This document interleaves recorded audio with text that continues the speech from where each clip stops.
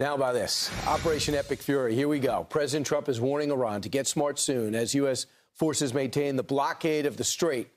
And the commander-in-chief is now weighing next steps and will reportedly be briefed on new military options today. All right, let's go to Bryan Llenas. He's live in Tel Aviv with the latest. Good morning, Bryan.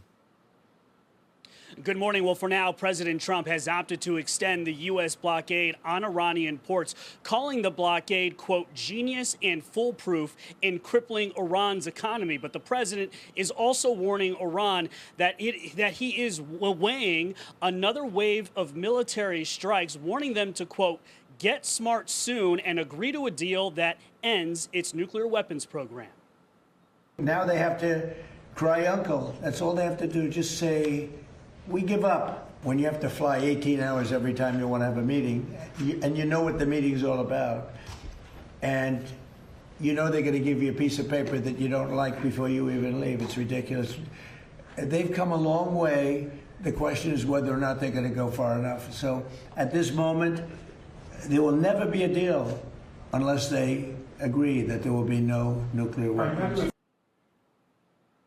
Axios reports the president is set to be briefed this morning on military options. Quote, CENTCOM has prepared a plan for a short and powerful wave of strikes in Iran, likely including infrastructure targets, in hopes of breaking the negotiating deadlock, three sources with knowledge said. Now, the hope would be that Iran would then return to the negotiating table, showing more flexibility on the nuclear issue. Now, several military options reportedly also include taking over part of the Strait of Hormuz to reopen it to shipping, potentially with ground troops, or using special forces to secure Iran's stockpile of highly enriched uranium. Now, CENTCOM is also looking at deploying hypersonic missiles for the first time. Bloomberg reports that CENTCOM has asked to deploy the Dark Eagle hypersonic missile to the Middle East in response to Iran moving its ballistic missile launchers further out of range. Meanwhile, in Iran, large crowds gathered in Tehran Wednesday against the U.S. and Israel. Iranian officials insist that Iran can withstand the U.S. blockade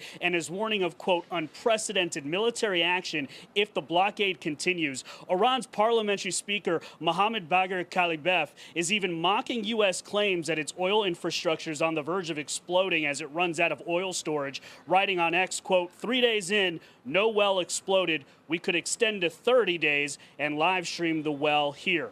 Secretary of War Pete Hegseth and the chairman of the Joint Chiefs, General Dan Kane, will testify in front of the Senate Armed Services Committee, day two of what's expected to be more heated exchanges about the war in Iran with Democrats. Guys. Yeah, well, thanks so much, Brian. So the markets don't love the fact that the president's released the fact that we have a plan.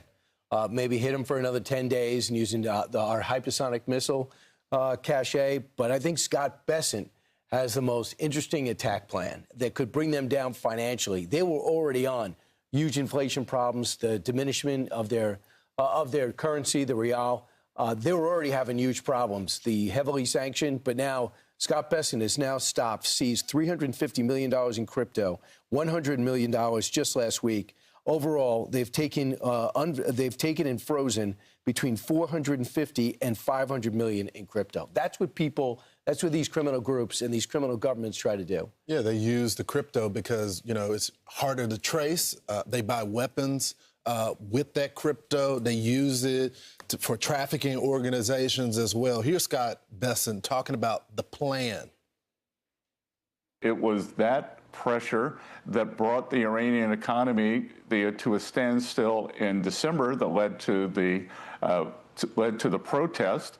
The largest bank in Iran collapsed. The central bank had to monetize the debt, and that created massive inflation. Their currency is down about 60 or 70% versus the U.S. dollar, so they're in the middle of a currency crisis.